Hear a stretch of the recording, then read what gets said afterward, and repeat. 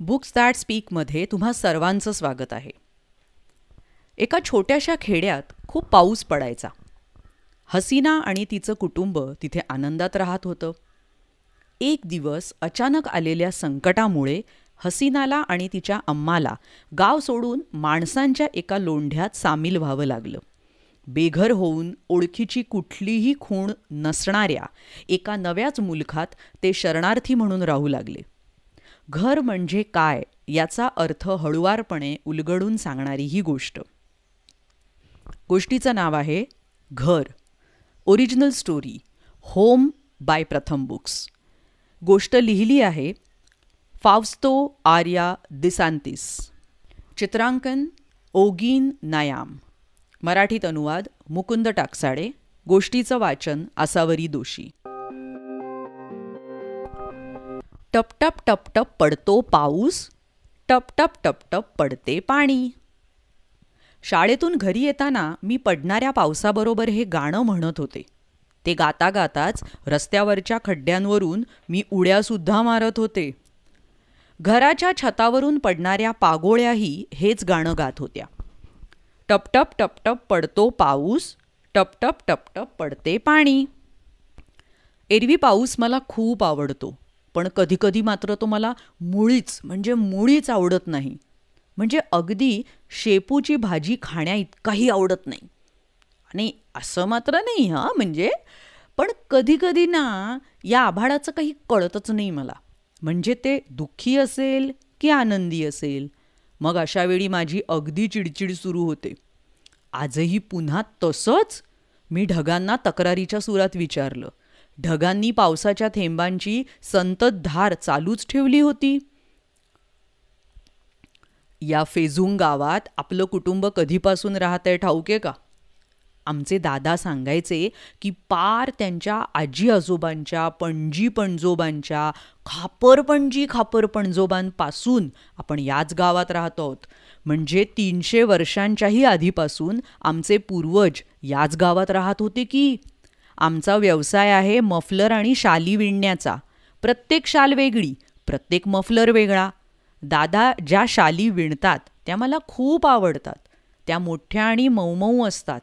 त्यांनी विणलेली शाल अंगावर घेऊन गुडप्प झोपायला मला किती मज्जा येते. अम्मा धाग्यांऐवजी शब्द गुंफायची आणि छान गोष्टी जुळवायची. डोळे मोठे करून, वेगवेगळे चेहरे करून, आवाजात चढ उतार आणत ती गोष्ट सांगायची.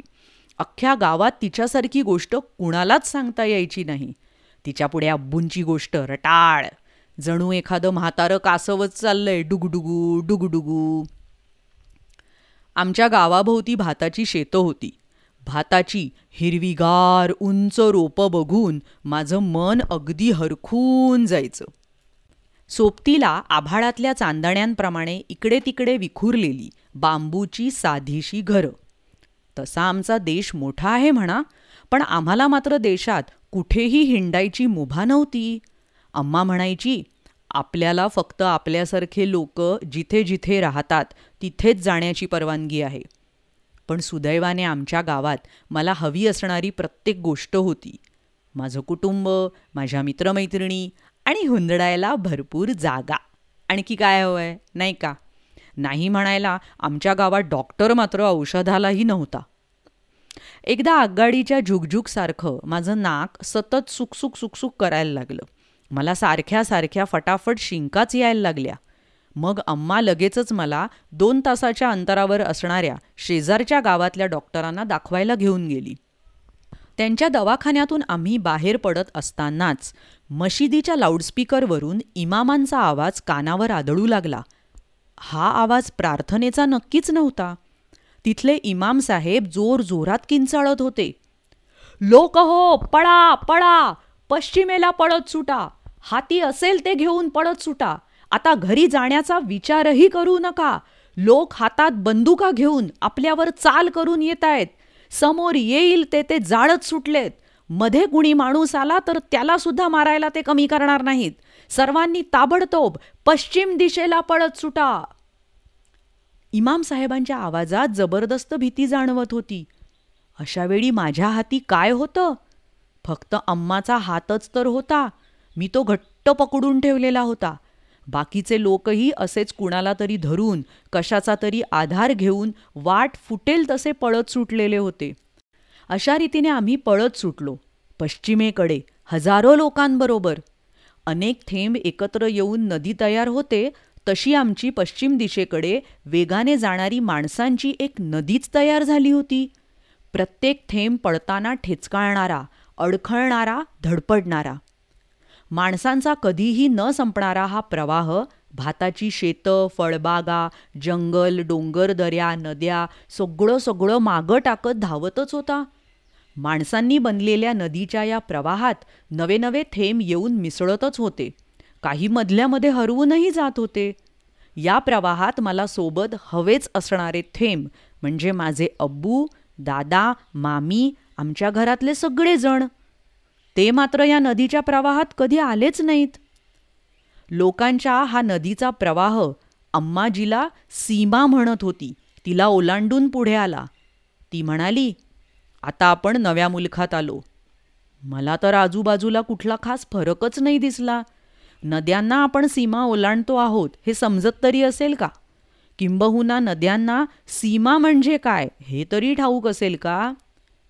आम्ही एका उघड्या बोडक्या माळरानावर पोचलो होतो. एका बाजूला क्षितिजावर अंधुक अशी भातांची शेतं दिसत होती. आमचं घर तिकडेच दूर कुठेतरी होतं. दुसऱ्या बाजूला समुद्रात मिसळू पाहणारं गाव दिसत होतं. त्या रिकाम्या माळरानावर तंबू आणि झोपड्या उभ्या राहू लागल्या. तिथे धान्य पिकत नव्हतं. लोक आम्हाला ते आणून द्यायचे. पाणी विहिरीतून यायचं नाही, ते ट्रकमधून यायचं.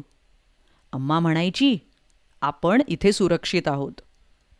पण अब्बू, दादा आणि मामी यांचं काय झालं असेल? ते सुरक्षित असतील का? मी आजूबाजूला पाहायचे. हा मोकळा माळ सुरक्षित आहे म्हणजे काय? त्याच्याभोवती एखादी अदृश्य ढाल आहे का? कधीतरी आपण घरी परत जाऊ या आशेवरच आम्ही तिथे एक एक दिवस ढकलत होतो. मुळात घरच नसेल तर आपल्याला सुरक्षित कसं वाटू शकेल? घरातली माणसं, माझे मित्रमैत्रिणी माझ्यासोबत नसतील तर मग कसली आली आहे सुरक्षितता? मला कायम प्रश्न पडतो, माझं घर कुठे आहे? ते इथे आहे की जिथे माझे कुटुंबीय आहेत तिथं आहे? असं 2-2 जागी कुणाचं घर कधी असू शकतं का? माझ्या हृदयाचा एक भाग कायमच फेजुंगमध्ये अडकलेला असतो.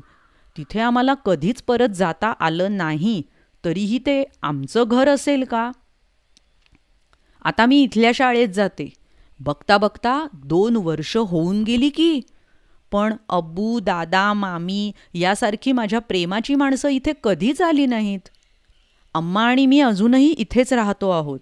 आम्हाला ही छावणी सोडता येणार नाही असं सांगितलं जातं.